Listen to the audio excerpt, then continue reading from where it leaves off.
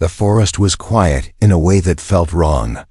Ethan Hawley stood still, listening. No birds, no wind, no insects. Only the soft hum of his suit and his own breathing. This planet was marked safe by the scanners. But Ethan had learned something important during his years as a human explorer. When a world is too quiet, it is watching you. He moved forward carefully, pushing past glowing blue leaves. His boots touched the ground without sound. The air was warm and smelled like metal and rain. Then he heard it. A sound so weak that it almost didn't exist. A breath. Ethan turned his head sharply and activated his suit light. The beam cut through the trees and landed on a shape lying near a broken stone. A body. Human instinct took over. He ran. The figure was not human. She was tall, thin, with pale silver skin that reflected the light. Strange markings moved slowly across her arms, like living ink. Her clothing was layered and dark, wrapped tight around her body. Blood dark and shining soaked. The ground beneath her. She was alive, barely. Ethan dropped to his knees beside her and scanned her with his wrist device. The results flashed red. Critical condition. Internal damage. Time remaining, minutes. Easy, Ethan said softly, though he did not know if she could understand him. I'm here to help. Her eyes opened. They were not like human eyes. They held depth, like looking into a deep lake at night. When she saw him, fear exploded across her face. She tried to move but failed. Pain twisted her expression. Her hand shot out and grabbed Ethan's arm with surprising strength. Her voice was weak, broken, but clear enough. Please, she whispered. Ethan leaned closer. Don't talk. You're hurt. Her grip tightened. Her breathing became fast and uneven. Please, she said again. Don't lift my skirt. The words hit Ethan like a physical blow. He froze. For a moment, his mind struggled to understand what she meant. His eyes moved to her clothing. The lower layers were torn and soaked with blood. Whatever was inside her body was bleeding badly. Ethan swallowed. I'm a medic, he said quickly. I have to see the wound. If I don't, you will die. Her head shook slowly. Tears formed in her strange eyes. No, she whispered. If you see, it will break you. Ethan had heard many things on alien worlds, threats, lies, superstitions. But this was different. This was fear without anger.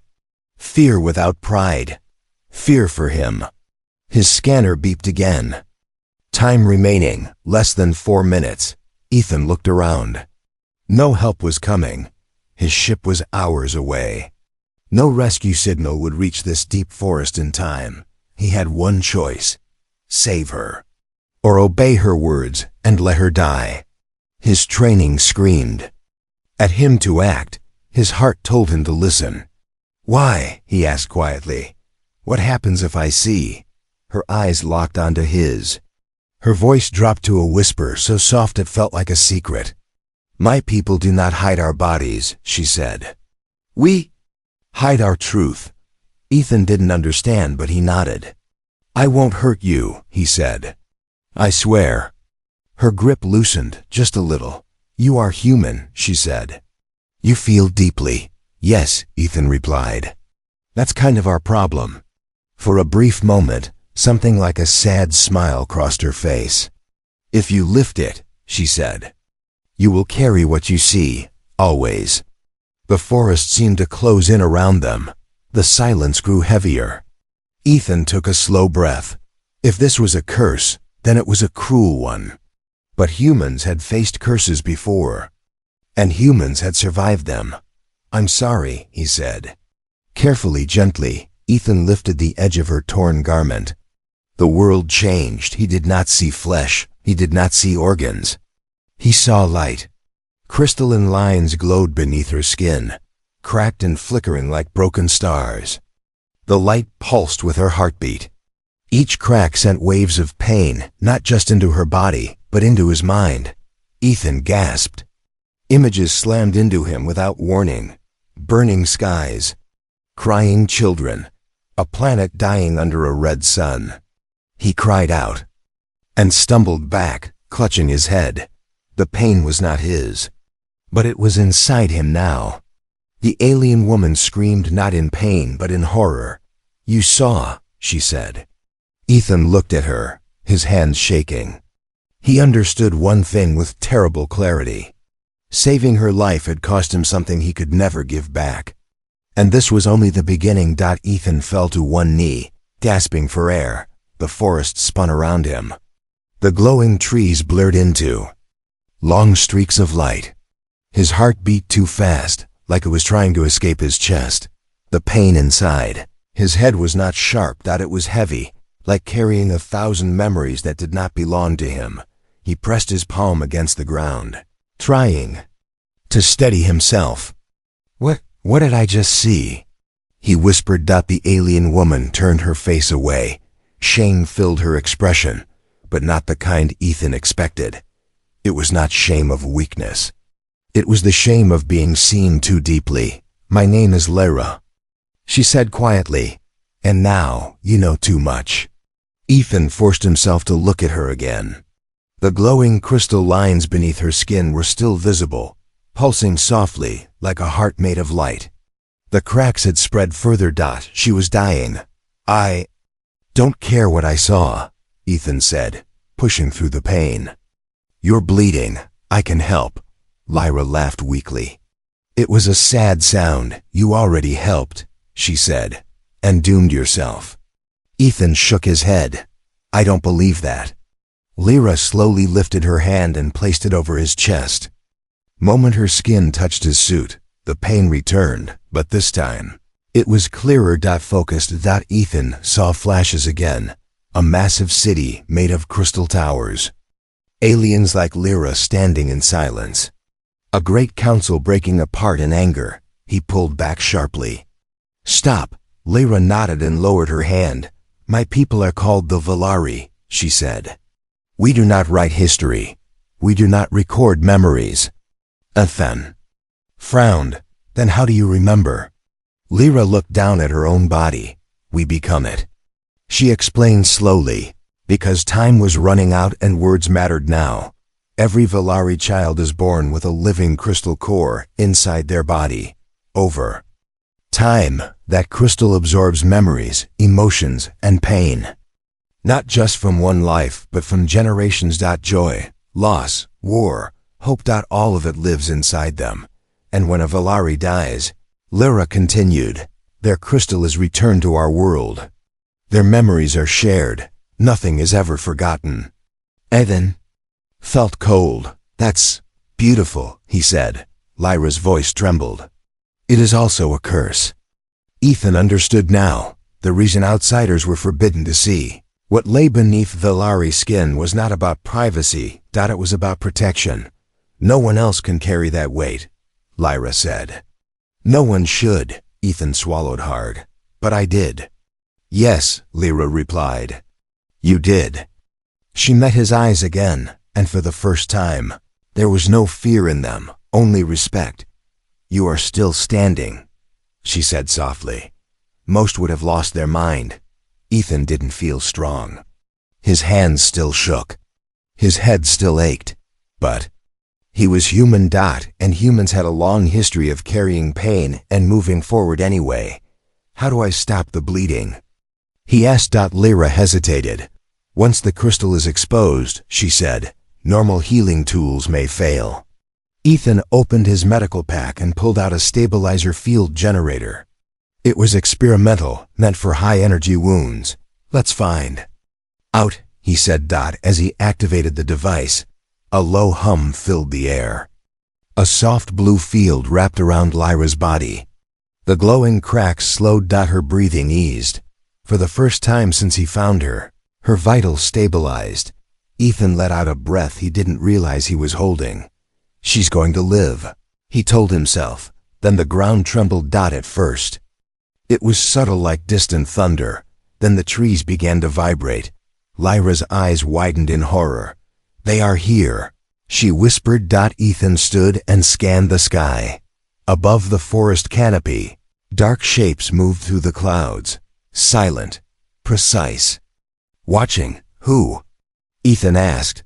Lyra grabbed his arm again, her grip strong despite her injury. My people, she said. The Valari Guardians. The hum in the air grew louder. Beams of light cut through the trees and locked onto Ethan's position. Ethan raised his hand slowly. I'm not your enemy, he said, though he didn't know if they could hear him.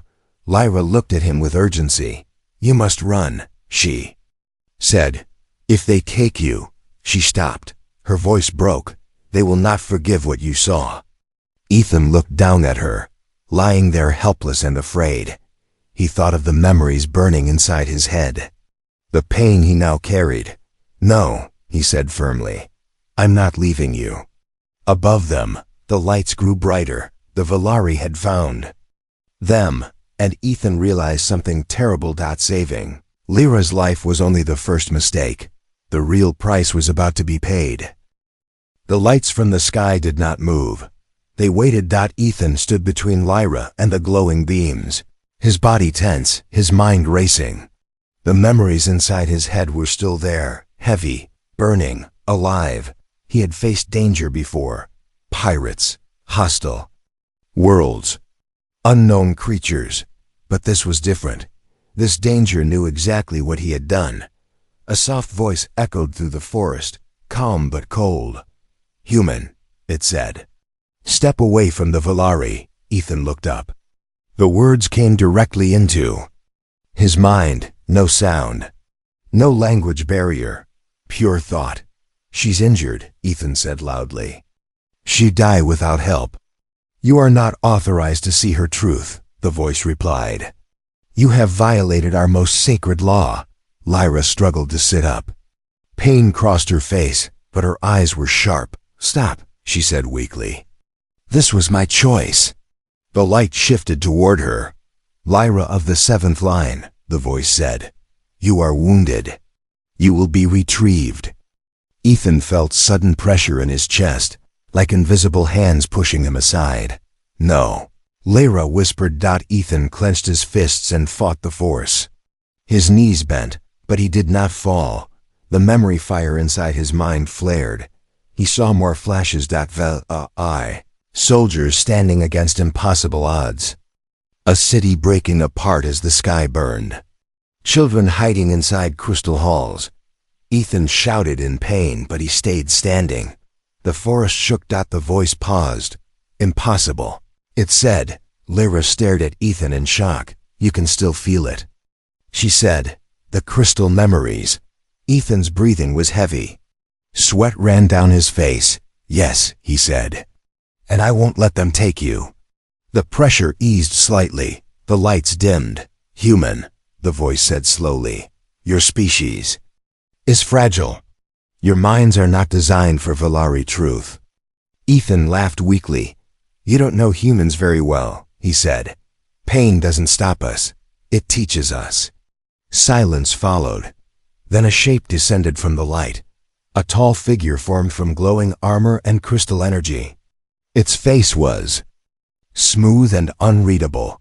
Ancient. A guardian. It looked down at Ethan. You are already breaking, the guardian said. Your thoughts are unstable. Ethan shook his head. I'm still here. Lyra reached out and touched Ethan's arm. The moment she did, the pain changed. It softened. The memories slowed. Instead of suffering, Ethan felt something else. Hope. Lyra single quotes hope. Her belief that anyone could understand her people. The guardian noticed. You are sharing, it said. Lyra spoke with effort. He carries my burden. If you harm him, you harm me. The guardian turned toward her. You risk everything for a stranger. Lyra's voice was quiet but strong. He did not turn away. That sentence echoed in Ethan's mind. The guardian stepped closer. Human, what do you gain from this? Ethan looked at Lyra, then at the alien standing before him. I don't know, he said honestly. But I know what I'd lose if I walked away. The guardian studied him for a long time, then it raised one hand. The lights above shifted into a circle.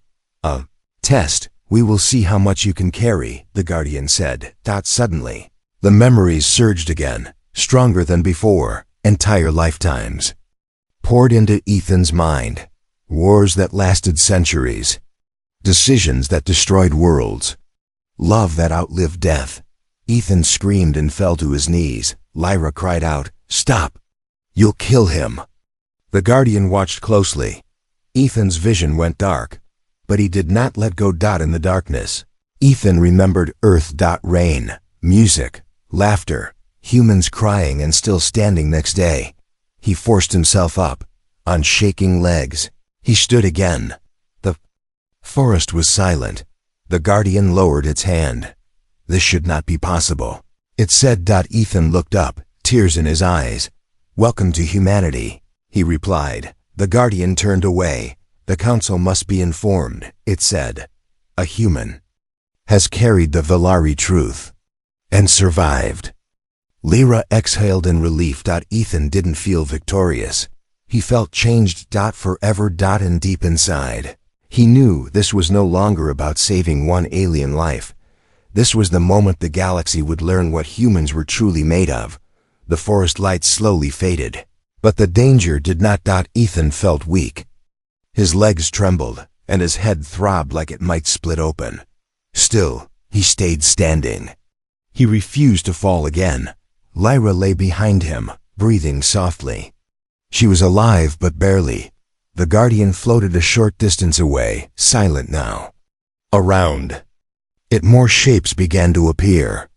Tall figures made of light and crystal stepped out of the air itself. There were 6 of them. Valari, Guardians. Each one carried the weight of centuries. Ethan felt the pressure return, not on his body this time, but on his mind. It was like being judged by stars. "You have crossed a line no human has ever crossed," one Guardian said. "You saw what was forbidden," another added. "And you survived," a third whispered, almost confused. Ethan clenched his jaw. "I didn't come here to break laws," he said. "I came to save a life. That life is Valari," a Guardian replied coldly. "Not yours to touch," Lyra forced herself to speak. "Enough." All the Guardians turned toward her. "I am alive because of him," she said. "If you punish him, you punish me." The Guardians exchanged silent thoughts. Ethan could feel them now, not hear them, but sense them, their doubt, their fear. Humans were not supposed to be able to do this.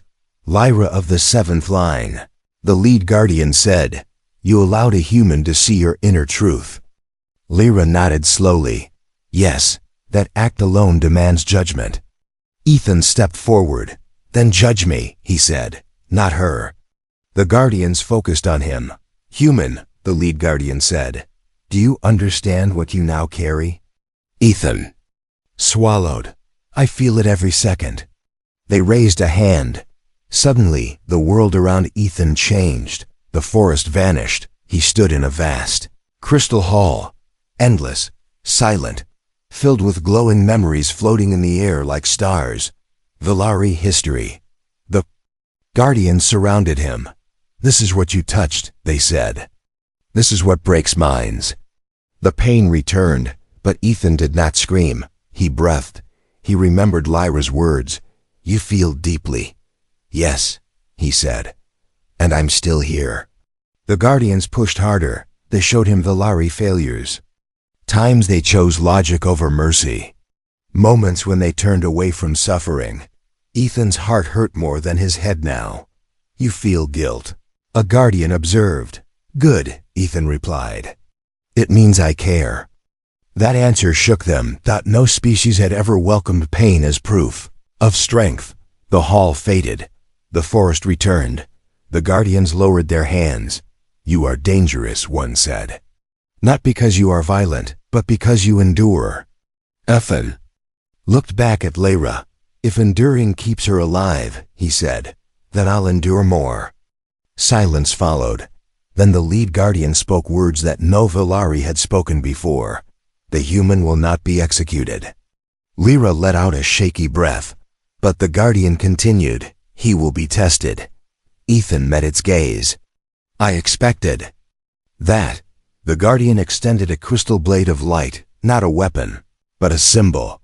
You will carry Lyra to the Council world, it said. You will walk among our kind, and you will prove that your species is more than fragile flesh. Ethan nodded slowly. I'll do it. Lyra looked at him, eyes wide. Ethan, the Council has never judged an outsider. He gave her a tired smile. Then they'll remember the first human. The Guardians opened a path of light through the forest. As Ethan lifted Lyra carefully into his arms, the pain in his head surged once more, but something else rose with it. Purpose. The galaxy had tried to break him. Instead, it had given him a reason to stand. And far away, on worlds yet untouched, history began to shift. The Council world did not feel like a planet. It felt like a judgment. Ethan stood at the center of a vast open chamber made of crystal and light. The floor beneath his feet was clear, like glass, and deep below it, memories moved like slow stars. Lyra lay on a floating platform beside him, surrounded by soft energy fields. She was stable now, but weak. Her eyes stayed on Ethan, filled with worry. Around them, the Valari Council watched. They were ancient, tall, silent. Each one carried centuries of memory inside their crystal cores. No human had ever stood here before. The lead counselor spoke. Its voice calm and heavy. Human Ethan Hawley, it said. You have seen Valari truth. You carry Valari pain. By all logic, your mind should already be broken. Ethan swallowed. His head still hurt. His chest felt tight. But I'm still standing, he said. A low wave of thought passed through the Council. Standing is not enough. Another counselor replied. You must prove you can bear what you carry. Lyra tried to rise. Stop this, she said weakly. He has suffered. Enough. The Council ignored her. This trial is not punishment, the lead counselor said.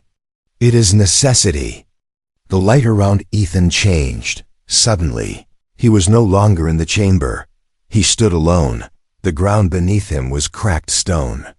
The sky above was red and burning. Dying world. Ethan's breath caught. He knew this place. This was Lyra's homeworld, before. It fell. Screams echoed in the distance. Buildings collapsed. The air burned his lungs. These are not visions, the Council's voice echoed. These are memories. You will feel them as we did. The pain hit him like a wave. Loss. Fear. Helplessness. Ethan dropped to one knee. He saw Valari families running. Children crying.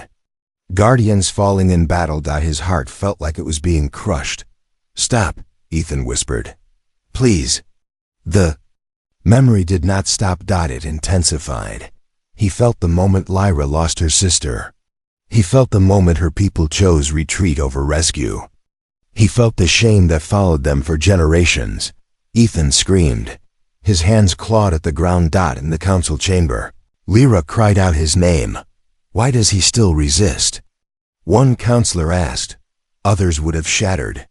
Inside the memory, Ethan remembered something else. Earth. Wars, loss, graves. That never filled the pain. Humans had never been free from suffering. They had learned to live with it. Ethan forced himself to stand. I won't run, he said through tears. You lived this once. I live it with you. The memory paused. The sky froze. The Council went silent. You choose to remain, the lead counselor said slowly. Yes, Ethan replied. Because turning away won't undo it. The world around him shifted again. Now he stood before a mirror, made of crystal. Inside it, he saw himself, but changed. Older, tired, carrying pain in his eyes. This is your future, the Council said. If you continue, you will never be free of us. Ethan looked at his reflection. Then he looked past it. At Lyra. She stood behind the mirror, watching him with hope and fear mixed together. I was never free to begin with, Ethan said softly. None of us are. The mirror shattered. The chamber Returned. Ethan collapsed to his knees, breathing hard but alive. The counselors leaned toward him. This trial was designed to break minds, one said. Yours bent, but did not break. The lead counselor spoke words that shook the chamber. Humans are not weak, it said. They are enduring. Lyra reached out and took Ethan's hand. He squeezed back weakly. The council was not finished. One trial remains, the lead counselor said. The final choice. Ethan looked up. What choice? The council's answer was cold and clear. To forget, or to stay bonded forever. And Ethan realized this was the moment that would define not just his life, but humanity's place. In the galaxy. The chamber was silent, not empty silence, heavy silence, the kind that waits for a soul to answer. Ethan knelt on the crystal floor, breathing slowly. His body shook, but his mind was clear for the first time since the forest. The council's words echoed again. Forget, or remain bonded forever. Lyra tightened her grip on his hand. No, she whispered. This is not fair. The lead counselor turned toward her. It is necessary, it said. The human mind cannot carry Valari truth without cost. Ethan looked up. Tell me the truth, he said. What happens if I choose to stay bonded? The council did not answer right away. Then one voice spoke older than the others. You will feel our pain when we remember. It said, you will dream our losses. You will never be alone in your own thoughts again. Ethan swallowed. And if I forget? He asked. All memory of Lyra, all memory of us, the council replied. You will return to your kind unchanged. Lyra's eyes filled with tears. I never asked you for this, she said. Please, choose yourself. Ethan looked at her. Really looked. He saw more than an alien woman. He saw a survivor. A carrier of a dying people's hope. Someone who had trusted him when she had every reason not to. Ethan thought of Earth, of humans walking away from pain, again and again. And of the cost of forgetting. If I forget, Ethan said slowly, what happens? To her? The council answered without emotion. She will live. But she will carry the shame of being seen alone. Lyra turned her face away. Ethan felt something break inside him, not his mind. His stood up, shaky but determined. You said humans are enduring, he said. Then let me endure. The chamber stirred. The counselors leaned forward. You choose the bond? The lead counselor asked. Ethan nodded. Yes, Lyra gasped. Ethan, don't. He placed a hand gently on her shoulder. Humans don't survive by forgetting, he said. We survive by remembering. Together. The council raised their hands. Light filled the chamber. Ethan felt the bond change. The pain did not disappear. It settled, like a weight he could finally carry properly. The memories stopped attacking him. They rested. You have accepted permanent connection, the council said. You are now a bearer. Ethan closed his eyes. For the first time, the memories did not hurt. They warmed him. Lyra stared at him in awe. You did this willingly, she said. Ethan smiled weakly. Guess. That's a human thing. The council spoke again. Because of your choice, a law has been broken. Ethan frowned. Another one? No, the council replied. A new one has been born. The chamber lights shifted to a softer glow. From this moment, the lead counselor declared, humans are recognized as soul-strong. The words echoed through the chamber. A title never given before. Lyra's voice trembled. What does that mean? It means, the council said, your kind can face truth without turning away. Ethan felt exhausted, but proud. He'd not saved a world with weapons. He had done it by standing still and saying yes to pain. The council opened a path of light behind them. Go. It said, your journey is not over. As Ethan helped Lyra to her feet, he felt the bond pulse softly, not as a burden, but as a promise. The galaxy had tested a human, and the human had answered. The galaxy did not change in a single moment. It changed quietly. Ethan stood on a high, crystal ridge overlooking a rebuilt Villari world. The sky above was clear now, soft gold instead of burning red. The ground no longer cried with memory. It breathed with life. Beside him, Lyra watched the horizon. She was stronger now. Her steps were steady. The cracks beneath her skin had healed, glowing softly like calm stars instead of broken ones. You still feel it, Lyra said. Ethan nodded. The bond was always there, not loud, not painful. Just present. I feel when your people remember, Ethan said, and when they hope. Lyra turned toward him. You should not have survived this, Ethan smiled faintly. People say that about humans a lot. Below them, Villari children walked freely in the open for the first time in generations. Their elders no longer hid their bodies in shame. They no longer feared being seen. Because someone had seen them and stayed. The council's words echoed through Ethan's memory. Soul-strong. The title spread faster than any ship. Other species heard the story. A human who saw forbidden's truth and did not look away. A human who chose pain over forgetting. A species that endured not because it was unbreakable, but because it refused to abandon others. Soon, ships arrived. Not with weapons. With questions. An envoy of the Cathari came first. They were a species that hid their dead in silence. They asked, "Can humans witness our mourning?" Ethan answered, "Yes." Then came the Threx, who had erased their past to escape guilt. They asked, "Can humans remember for us?" Ethan hesitated. Then he said, "We already do." The galaxy learned something dangerous and beautiful. Humans did not conquer with force. They conquered with presence. At night, Ethan sometimes struggled. Memories still surfaced. Pain still found him. But he was never alone. Lyra would sit beside him, their hands close, not always touching but connected. "You carry too much," she said once. Ethan looked at the stars. "So do you," he replied. Together it was lighter. On the council world, a new record was added, not carved into crystal, but spoken aloud. The humans are not without fear. They simply walk forward anyway. Years passed. Ethan's hair grew gray. His body slowed. The bond did not fade. When his time finally came, he lay beneath the open sky of the Villari world, surrounded by light and memory. Lyra knelt beside him, tears falling freely. "I'm sorry," she whispered. "You carried us until the end." Ethan smiled softly. "That's what friends do." As his breath faded, something unprecedented happened. The Villari crystal cores around the world pulsed. For the first time in their history, they absorbed human memory. Courage, failure, love, endurance. The galaxy felt it. Humanity had not just joined the stars.